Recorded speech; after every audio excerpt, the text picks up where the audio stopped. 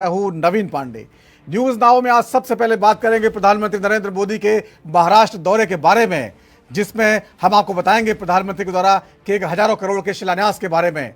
वहीं दूसरे सेगमेंट में बात करेंगे बीजेपी में शामिल हुए झारखंड के दिग्गज नेता और पूर्व मुख्यमंत्री चंपई सोरेन के बारे में, जिसमें आपको बताएंगे चंपई सोरेन के बीजेपी में आने के बाद क्या क्या फायदे मिल सकते हैं बीजेपी को।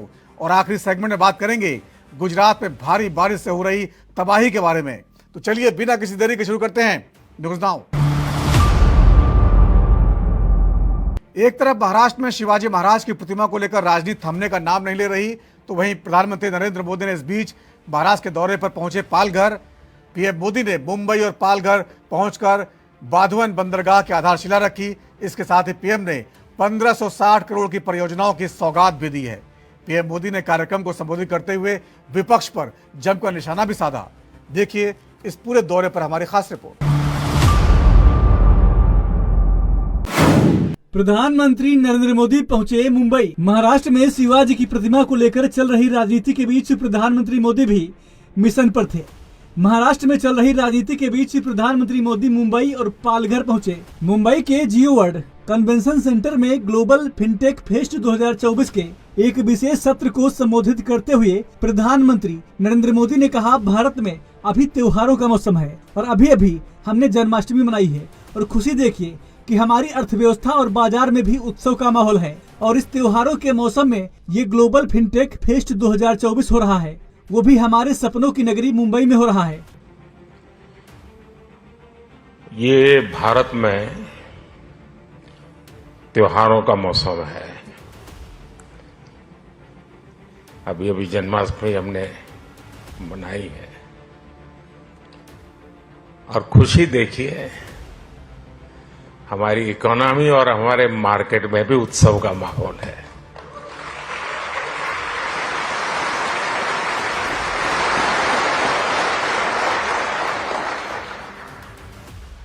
इस फेस्टिव मूड में ये ग्लोबल फिनटेक फेस्टिवल हो रहा है।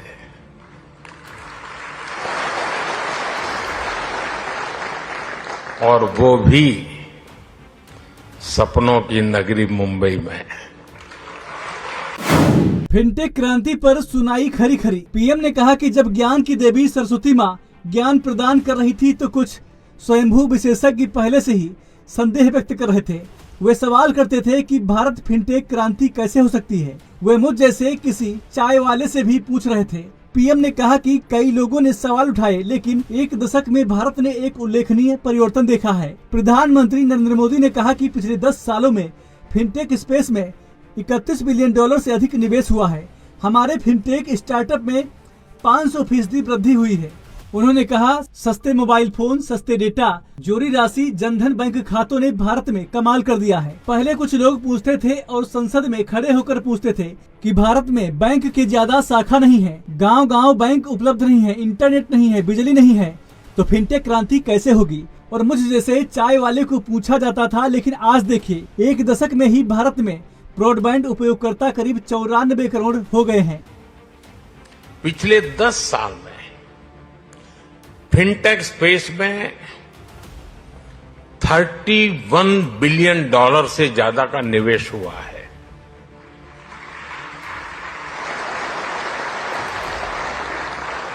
दस साल में हमारे फिनटेक स्टार्टअप्स में 500% वृद्धि हुई है।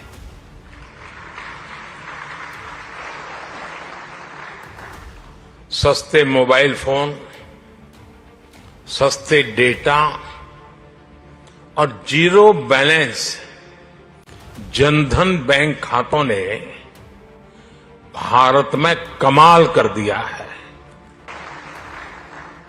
सस्ते मोबाइल फोन, सस्ते डेटा और जीरो बैलेंस जनधन बैंक खातों ने भारत में कमाल कर दिया है।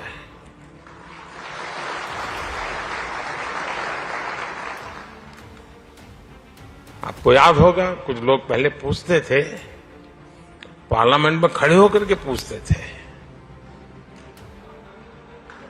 और अपने आप को बहुत विद्वान मानने वाले लोग पूछते थे।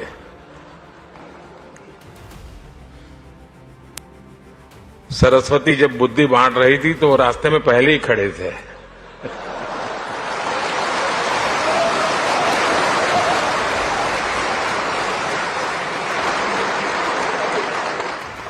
और क्या कहते थे? वो पूछते थे कि भारत में बैंक की इतनी ब्रांचेज नहीं है, गांव-गांव बैंक अवेलेबल नहीं है, इंटरनेट नहीं है, यहां तक पूछ लेते थे बिजली भी तो नहीं है, रिचार्जिंग कहां होगा, फिनटेक क्रांति कैसे होगी। करेंसी से लेकर क्यूआर कोड तक की यात्रा तय। ग्लोबल फिनटेक फेस्ट में बोलते हुए पीएम मोदी ने कहा कि 21वीं सदी की दुनिया तेजी से बदल रही है। उन्होंने कहा कि देश में करेंसी से लेकर क्यूआर कोड तक की यात्रा में सदियां लग गई, लेकिन अब हम हर दिन नए नए इनोवेशन देख रहे हैं। आज डिजिटल ओनली बैंक और नियो बैंकिंग जैसी अवधारणाएं उभर रही हैं। आज जोखिम प्रबंधन, धोखाधड़ी का पता लगाना और ग्राहक अनुभव, हर चीज में बदलाव हो रहा है। इसके साथ ही पीएम मोदी ने कहा कि आज दुनिया का आधा रियल टाइम ट्रांजैक्शन भारत में हो रहा है। इस बात से अनुमान लगाया जा सकता है कि भारत के लोगों ने डिजिटल पेमेंट को दिल से अपनाया है।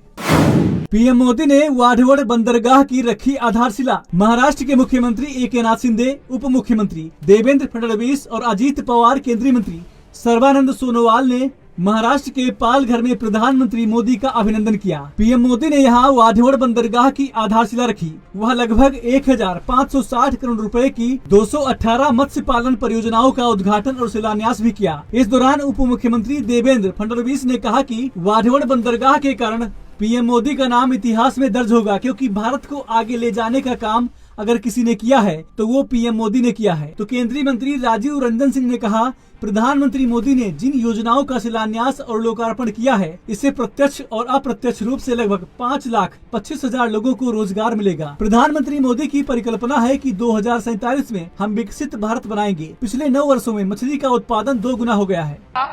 कि पूरे देश में 20 मीटर डीप ड्राफ्ट केवल वाढवड़ में हमको उपलब्ध है और कहीं नहीं है। इसलिए यहां पर अगर पोर्ट तैयार होगा तो भारत एक मैरीटाइम पावर बनेगा। किंतु 1991 में सुप्रीम कोर्ट ने डहाणू का नोटिफिकेशन निकाला, एक कमेटी तैयार की और जन्म से पहले ही वाढवड़ पोर्ट की मृत्यु हो गई और उसके बाद सबने कह दिया अब ये पोर्ट बन ही नहीं सकता।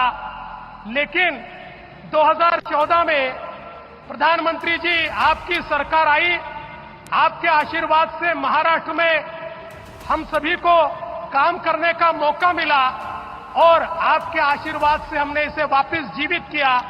और सबसे महत्वपूर्ण कोई काम किया तो हमने नया राइट ऑफ वे ढूंढकर निकाला जो डहाणू नेचुरल अथॉरिटी के बाहर था, और एक ऐसा राइट ऑफ वे जिससे पर्यावरण को कोई धोखा नहीं हो सकता।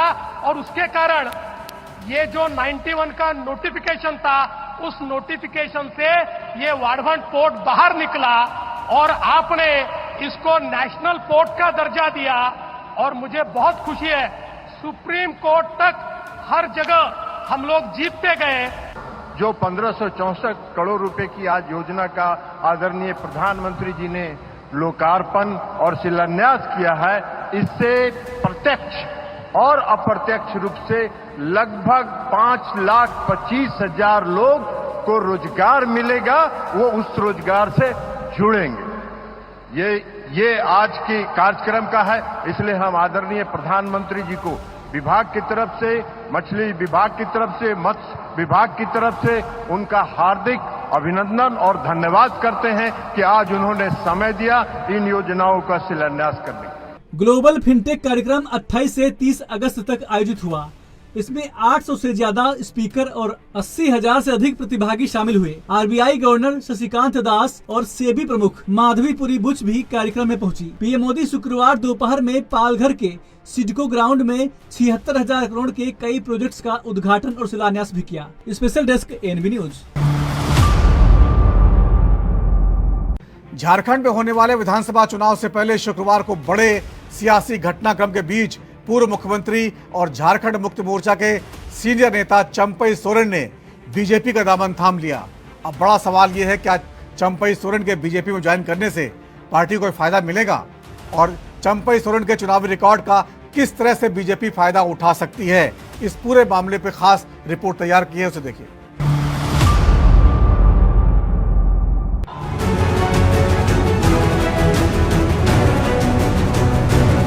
बीजेपी में आने के बाद बोले चंपई, पहले की तरह झारखंड के लिए लड़ेंगे।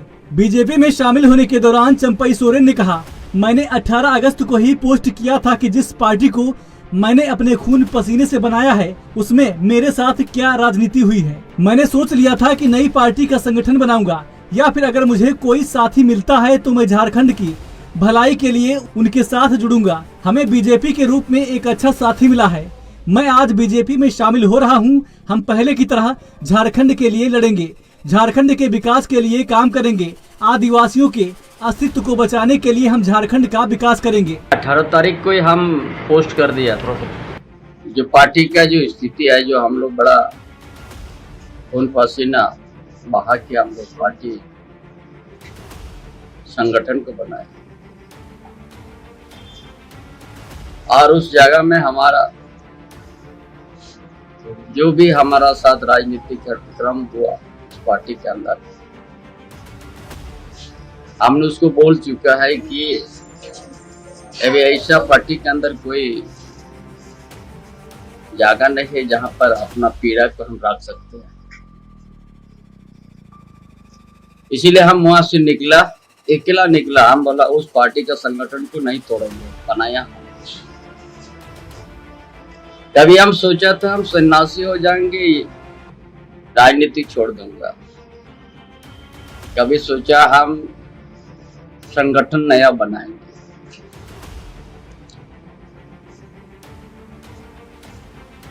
कभी ये भी सोचा कि हम रास्ता में कोई अच्छा साथी मिलेगा तो हम झारखंड के लिए हम सक्रिय रूप से राजनीतिक फिर से करेंगे। इसीलिए हमको साथी मिल गया, बड़ा दल मिल गया देश के अंदर और भारतीय जनता पार्टी में आज हम सदस्य ग्रहण करेंगे। और वहां से झारखंड के लिए जो लड़ाई हम पहले जैसे लड़ाई लड़े थे, हम जो बड़ा ज्वलंत मुद्दा है आदिवासी का अस्तित्व का जो संकट पैदा हुआ, हम देखा कि दूसरा दल से हम इस बात को नहीं रख सकते। इसीलिए हम भारतीय जनता पार्टी को चुना और देश का प्रधानमंत्री नरेंद्र मोदी का ऊपर विश्वास एवं गृह मंत्री अमित शाह के ऊपर विश्वास में रहा कि झारखंड को विकास भी करना है, यहाँ का आदिवासी का अस्तित्व को बचाना है, मूलवासी के अस्तित्व को बचाना है। झारखंड को एक बड़ा धनी प्रदेश है, उस प्रदेश को हमने अच्छा से संवारेंगे। केंद्रीय मंत्री शिवराज सिंह चौहान ने चंपई सोरेन का बीजेपी में स्वागत किया। रांची में केंद्रीय मंत्री शिवराज सिंह चौहान ने चंपई सोरेन का बीजेपी में स्वागत किया। उन्होंने कहा कि बीजेपी के लिए और झारखंड को बचाने के लिए एक चंपई सोरेन एक बहुमूल्य एसेट साबित होंगे। वह एक ऐसे नेता हैं जिन्होंने मुख्यमंत्री बनकर झारखंड को सही रास्ते पर लाने के लिए काम किया और बदले में उनकी जासूसी की गई। चंपई सोरेन का अपमान किया गया, यह सिर्फ उनका नहीं बल्कि पूरे झारखंड का अपमान है। उन्होंने आज बीजेपी में शामिल होने का फैसला किया है और हम उनका स्वागत करते हैं। उनके शामिल होने से झारखंड में बीजेपी को मजबूती मिलेगी। राजनीति के लिए यह एक निर्णायक मोड़ है। भारतीय जनता पार्टी के लिए और झारखंड को बचाने के लिए एक असेट हैं चंपई जी, एक ऐसा नेता जो जीवन भर झारखंड के लिए लड़ा, एक ऐसा नेता जिसने समर्पित भाव से जनता की सेवा की, एक ऐसा नेता जिसने मुख्यमंत्री बनकर झारखंड को सही लाइन पर लाने का प्रयत्न किया और लूट खसूट बंद करने का प्रयास किया। उसी का परिणाम था कि उनकी जासूसी शुरू हो गई। उनके पीछे एक परिवार पड़ गया जो केवल परिवार की सत्ता चाहता है और उनको अपमानित करने का प्रयत्न किया। उनको नियुक्ति पत्र नहीं बांटने दिए, उनको उनकी मुख्यमंत्री की बिना सहमति के, उनकी बिना जानकारी के विधायक दल की बैठक बुला ली गई। ऐसा अपमान वो केवल चंपई जी का अपमान नहीं है, पूरे झारखंड का अपमान हुआ है। और आज उन्होंने तय किया कि झारखंड को बचाने के लिए वो भारतीय जनता पार्टी ज्वाइन करेंगे। उनका स्वागत है। उनके आने से भारतीय जनता पार्टी को यहाँ ताकत और ऊर्जा मिलेगी और चंपई सोरेन जी का भारतीय जनता पार्टी में आना एक टर्निंग पॉइंट साबित होगा। बीजेपी के कितने काम आएगा कोल्हान टाइगर का शानदार चुनावी रिकॉर्ड। शुरुआती असमंजस के बाद आखिरकार बीजेपी ने वर्षों तक अपने प्रतिद्वंदी रहे और कोल्हान टाइगर के नाम से मशहूर चंपई सोरेन का स्वागत तो कर लिया है, लेकिन सबसे बड़ा सवाल है कि क्या वह आगामी विधानसभा चुनाव में जेएमएम समेत विपक्षी इंडिया गठबंधन के दूसरे दलों को हराने में बीजेपी की मदद कर पाएंगे। हालांकि अब तक 7 बार विधानसभा चुनाव लड़ने वाले चंपई सोरेन को बस एक बार हार का सामना करना पड़ा है, मगर उनका ये चुनावी रिकॉर्ड बीजेपी की कितनी मदद कर पाएगा, आइए जानते हैं कि चंपई सोरेन के ज्वाइन करने से बीजेपी को क्या फायदा मिलेगा। आदिवासी बहुल झारखंड के राजनीतिक भूगोल पर निर्भर चुनावी नतीजे। आदिवासी बहुल दूसरे राज्यों की तरह ही झारखंड के चुनावी नतीजे भी इसके राजनीतिक भूगोल पर निर्भर करता है। भौगोलिक तौर पर 5 बड़े इलाकों में बांटे जाने वाले झारखंड का राजनीतिक समीकरण भी बेहद जटिल है। विधानसभा सीटों की संख्या बहुतायत के आधार पर देखें तो पलामू में 9, कोल्हान में 14, दक्षिण छोटा नागपुर में 15, संथाल परगना में 18 और उत्तरी छोटा नागपुर में 25 सीट हैं। मुख्यमंत्री हेमंत सोरेन और उनका परिवार संथाल परगना इलाके से आता है और चंपई सोरेन कोल्हान इलाके से आते हैं। कोल्हान इलाके में बीजेपी को चंपई सोरेन से सियासी चमत्कार की उम्मीद। 2011 की जनगणना के मुताबिक कोल्हान इलाके में राज्य की अनुसूचित जनजाति आबादी का दूसरा सबसे बड़ा हिस्सा है। दूसरे इलाके में जनजातियों की आबादी का हिस्सा देखें तो दक्षिणी छोटा नागपुर में सबसे अधिक 51.1% हिस्सा है। झारखंड विधानसभा चुनाव 2019 में जेएमएम और उनके सहयोगियों ने कोल्हान इलाके में 14 विधानसभा सीटों में से 13 जीते थे। चंपई सोरेन पूरी कोल्हान डिवीजन के 3 जिले पूर्वी सिंहभूम, पश्चिमी सिंहभूम और सरायकेला खरसावां अकेले प्रभावशाली नेता हैं। इसलिए बीजेपी को कोल्हान इलाके में चंपई सोरेन से चमत्कार की उम्मीद है। कोल्हान इलाके में 1980 के बाद हुए 9 विधानसभा चुनाव में से 4 में बीजेपी ने आरक्षित सीटों में अधिकतम सीटें जीती हैं। हालांकि 2019 के चुनाव में जेएमएम के नेतृत्व वाले गठबंधन की जीत हासिल का सबसे बड़ा कारण इन्हीं 28 आरक्षित सीटों में 89.3% जीत का स्ट्राइक रेट था। राज्य की बाकी 53 सीटों में बीजेपी और जेएमएम गठबंधन 23 और 22 सीटों पर जीत के साथ सियासी तौर पर लगभग बराबर पर थे। बाकी 8 सीटों पर दूसरे दलों को जीत मिली थी। इसलिए बीजेपी की रणनीति इस बार हर हाल में आरक्षित सीटों पर वापसी की है। इस चुनावी मुहिम में चंपई सोरेन बड़ी भूमिका निभा सकते हैं। Special desk NV news. Gujarat की बात करते हैं, जहां कुदरत का कहर इतना भयानक हो गया है कि भारी बारिश से प्रदेश के कई हिस्सों में बाढ़ जैसे हालात बन गए हैं। भारी बारिश के चलते प्रदेश में जनजीवन अस्त व्यस्त है।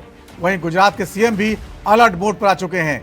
सीएम भूपेंद्र पटेल राहत और बचाव कार्यों का जायजा लेकर अधिकारियों को लगातार निर्देश दे रहे हैं। लेकिन बड़ा सवाल ये है, बारिश होने से पहले क्या सरकार ऐसे हालात से बचने के लिए तैयार नहीं थी? देखिए हमारी खास रिपोर्ट।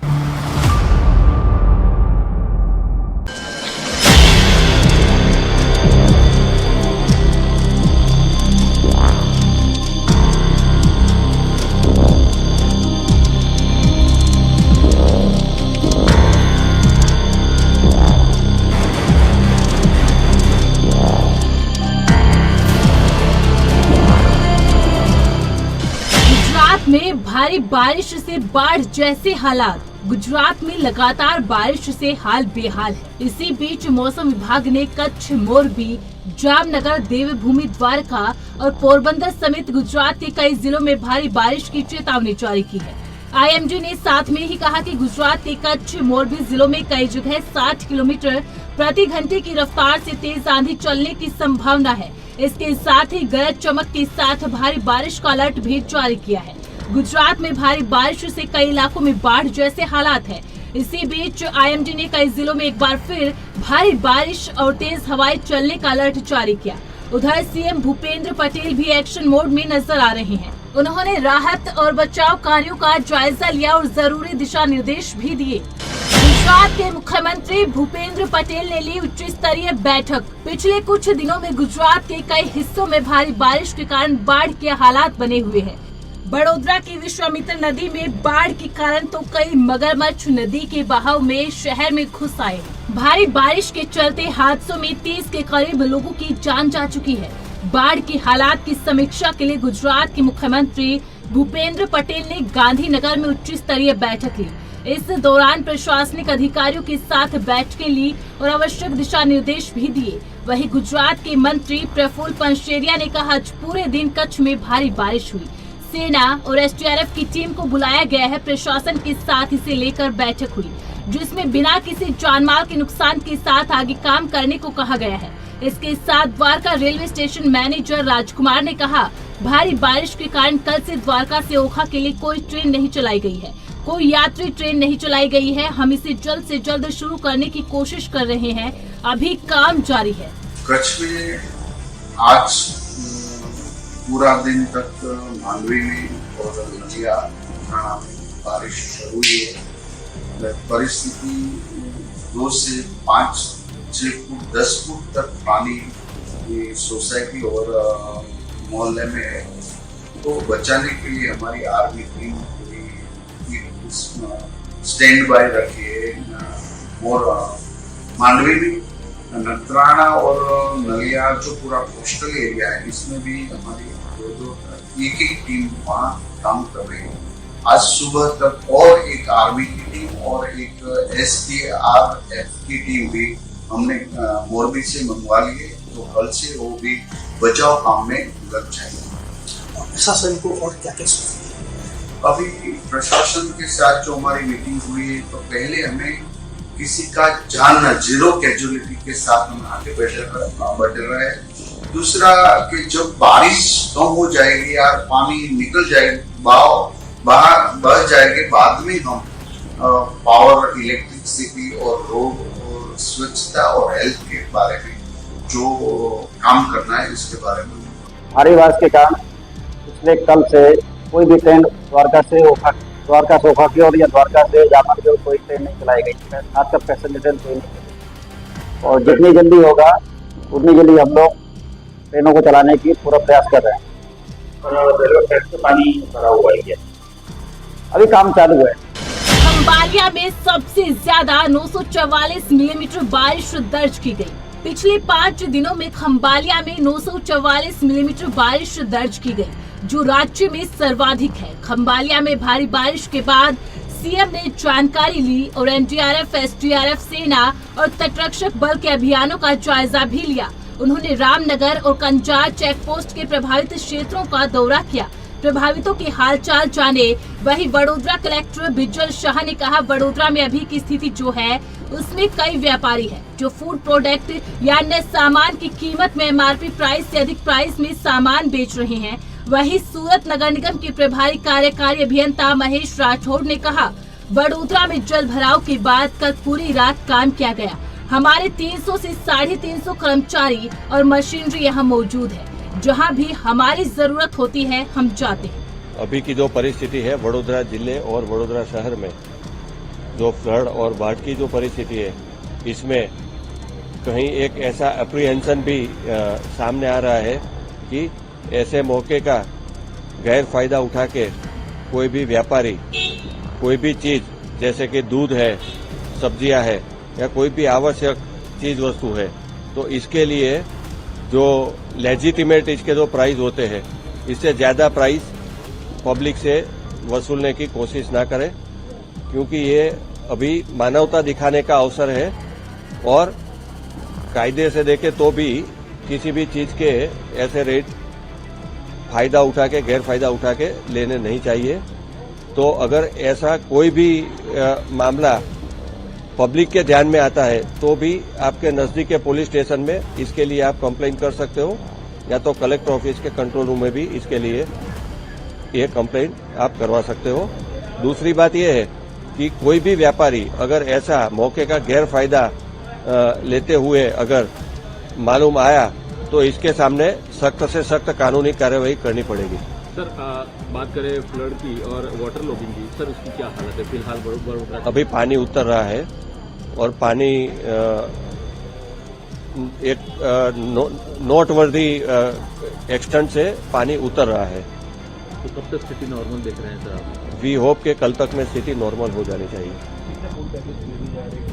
फूड पैकेट 1.5 लाख से ज्यादा अभी डिस्ट्रीब्यूट कर चुके हैं ऑलरेडी, और हमारे पास 1 लाख से ज्यादा और स्पेयर पड़े हैं, वो भी डिस्ट्रीब्यूट कर लेंगे। जी, मैं सूरत म्यूनसिपल कॉरपोरेशन की ओर से इंचार्ज एग्जीक्यूटिव इंजीनियर, मैं डेप्यूटी इंजीनियर हूँ, लेकिन इंचार्ज एग्जीक्यूटिव का ये नोडल ऑफिसर तरीके ये पूर्ण राहत वडोदरा में जो अभी पानी आ गया है उसकी पूर्ण राहत कामगिरी में के लिए हम आए हुए हैं, और हमारे साथ पूरा हमारा टीम है। हम 2 दिन से यहाँ पे काम कर रहे हैं। सर बताइए कि ये आप लोग कितनी टीम आई है यहाँ पे और क्या क्या कामगिरी कर रहे हैं? जी, हम यहाँ पे करीबन आज 300-350 जितना हमारा कामदार है। हमारी 15 से 20 हमारा मशीनरी है, और हम यहाँ वीएमसी के स्टाफ के कॉर्पोरेट में जहाँ जहाँ पे जरूर होती है वहाँ पे हम कामगिरी करने के हमारी टीम डिप्लॉय करते हैं। हम जगह पे जाके जहाँ भी सफाई के लगती जो पूर्व से इफेक्टेड एरिया है वहाँ पे कचरा का निकाल है, जो रास्ते पे ब्लॉकेज हो गया है, स्क्रैपिंग करने की जरूरत है, हेल्थ रिलेटेड जो भी प्रॉब्लम होता है वो सब हम कामगिरी करते हैं। क्या क्या चैलेंजेस यहाँ पे देखिए, यहाँ पे कामगिरी करते टाइम आपकी टीम को क्या क्या चैलेंजेस यहाँ पे फेस करनी पड़ी? यहाँ पे पहले तो हम आए तो हमने ज़्यादातर रोड का सर्वे किया कि कहाँ से कैसे कामगिरी करने का है। तो ऐसे तो हम सूरत म्यूनसिपल कॉरपोरेशन में हम आगे भी ऐसे ज़्यादा बार हमने ये कामगिरी किया है, इसलिए हमारे लिए तो ये हम इससे एक्सपीरियंस है हमारा, तो हम वो एक्सपीरियंस के हिसाब से हमने यहाँ पे भी कामगिरी शुरू किया। तो आपके आपने क्या एक एम लेके आए हैं वडोदरा को साफ मतलब सफाई? जी, हम ये हिसाब से आए कि यहाँ जल्द से जल्द जो परिस्थिति थी पहले वो यथावत हो जाए, और हम भी हमारा सूरत का फिर कामगिरी। गुजरात पर चक्रवात असना का खतरा, बाढ़ और बारिश से जूझ रहे गुजरात पर अब चक्रवात असना का खतरा मंडरा रहा है। गुजरात के सौराष्ट्र कच्छ क्षेत्र में शुक्रवार को अरब सागर में चक्रवात के बनने और ओमान तट की ओर बढ़ने का अनुमान है। कच्छ और सौराष्ट्र में भारी बारिश की आशंका है। इन क्षेत्रों में रेड अलर्ट जारी किया गया है। साथ ही मछुआरों को अगले कुछ दिनों तक समुद्र में न जाने की सलाह दी गई। गुजरात और उत्तरी महाराष्ट्र के तटों के साथ साथ समुद्री क्षेत्रों में अगले 2 दिनों तक 60 से 65 किलोमीटर प्रति घंटे की तेज हवाएं चल सकती है। तो गुजरात रीजन की बात करेंगे तो 936 मिलीमीटर रेनफॉल रिकॉर्ड हुआ है, और 771 मिलीमीटर रेनफॉल नॉर्मल के हिसाब से रिकॉर्ड होना चाहिए। तो प्लस 21% नॉर्मल के हिसाब से रेनफॉल ज़्यादा हुआ है गुजरात रीजन में। और सौराष्ट्र और कच्छ की बात करेंगे तो जो रेनफॉल रिकॉर्ड हुआ है 845 मिलीमीटर, और नॉर्मल के हिसाब से 439 मिलीमीटर होना चाहिए। तो प्लस 93% नॉर्मल के हिसाब से सौराष्ट्र और कच्छ रीजन में ज़्यादा रेनफॉल हुआ है 1 जून से लेकर आज तक। आज के लिए अहमदाबाद और गांधीनगर के लिए लाइट टू मॉडरेट रेन का पूर्वानुमान है। आज एक डीप डिप्रेशन बना हुआ है और मानसून ट्रफ है, और एक ऑफशोर ट्रफ है जो साउथ गुजरात से परसिस्ट कर रही है। चक्रवात असना की चक्रवाती तूफान में तब्दील होने की संभावना। मौसम विज्ञान विभाग ने कहा कि सौराष्ट्र और कच्छ के ऊपर चक्रवात असना बना गहरा दबाव क्षेत्र पश्चिम दक्षिण पश्चिम की ओर बढ़ने और कच्छ और उससे सटे पाकिस्तान के तटों के पास उत्तर पूर्व अरब सागर के ऊपर उभरने और चक्रवात असना के चक्रवाती तूफान में तब्दील होने की संभावना है। जब यह चक्रवाती तूफान में तब्दील हो जाएगा तो इसका नाम असना रखा जाएगा। यह नाम पाकिस्तान ने दिया है। बता दें कि 1893 से 2023 तक अगस्त में अरब सागर के ऊपर केवल 3 चक्रवाती तूफान विकसित हुए। इसके साथ ही मौसम विभाग ने बताया कि 1976 के बाद अगस्त में अरब सागर के ऊपर बनने वाला पहला चक्रवाती तूफान होगा। 1976 में चक्रवात ओडिशा में विकसित हुआ था। चक्रवाती तूफान का उभरना एक असामान्य घटना। IMD के अनुसार अरब सागर के ऊपर अगस्त में चक्रवाती तूफान का उभरना एक असामान्य घटना है। इतिहास में 1944 में भी अरब सागर में इसी समय एक चक्रवात बना था जो तीव्र हुआ, लेकिन बाद में समुद्र के मध्य में कमजोर हो गया। इसके अलावा दक्षिण गुजरात तट के पास 1964 में एक छोटा चक्रवात विकसित हुआ था जो तट के पास ही कमजोर हो गया। पिछले 132 वर्षों के दौरान बंगाल की खाड़ी के ऊपर अगस्त के महीने में कुल 28 चक्रवाती सिस्टम बने हैं। IMD ने बताया कि इस चक्रवात की एक असामान्य विशेषता यह है कि इसकी तीव्रता में कोई कमी नहीं आई है, जिससे सौराष्ट्र और कच्छ पर गहरा दबाव बन रहा है। इस कारण से इन क्षेत्रों में भारी बारिश की संभावना है जो बाढ़ की स्थिति को और बिगाड़ सकती है। गुजरात के लोगों से अपील की गई है कि वे मौसम संबंधी अपडेट पर नजर रखें और सुरक्षित रहने की सभी आवश्यक कदम उठाएं। चक्रवात के चलते राहत और बचाव कार्यों को तेज किया जा रहा है और स्थानीय प्रशासन लोगों को सुरक्षित ठिकानों पर पहुंचाने के लिए प्रयासरत है। Special desk ANB news. तो न्यूज नाउ में आज इतना ही। वक्त छोटे से ब्रेक का है और ब्रेक के बाद खबरों का सिलसिला जारी रहेगा।